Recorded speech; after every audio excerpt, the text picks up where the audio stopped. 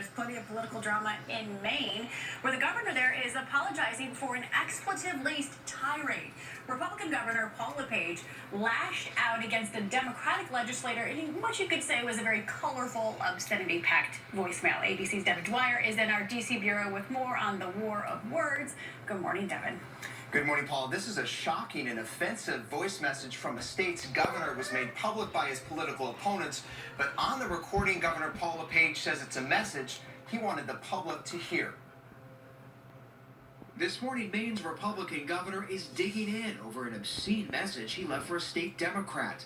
This is Governor Paul Richard LePage. I would like to talk to you about your comments about my being a racist. I've spent my life helping black people, and you socialist. I'm after you.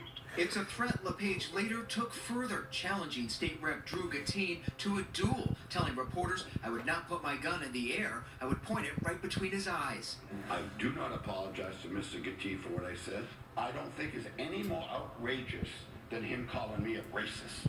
Gatine denies calling LePage racist, but has accused the governor of using racially charged words, like this description of the state's drug problem during Friday's press conference. And the enemy right now, the overwhelming majority of people coming in are people of color or people of Hispanic origin. The governor repeatedly framing Maine's drug epidemic in racial terms. Earlier this year, he made an explosive claim about heroin traffickers. These are guys that the name D-Money, Smoothy, Shifty. They come up here, they sell their heroin, then they go back home.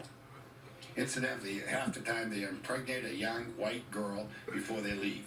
Top Maine Democrats have called LePage unfit for office. He refuses to resign, but LePage, of course, has taken pride in his brash style, saying earlier this year, quote, "I was Donald Trump before Donald Trump became popular." Dan? And Donald Trump has praised him. All right, David, thank you. We're going to move on now to the parents of a young American.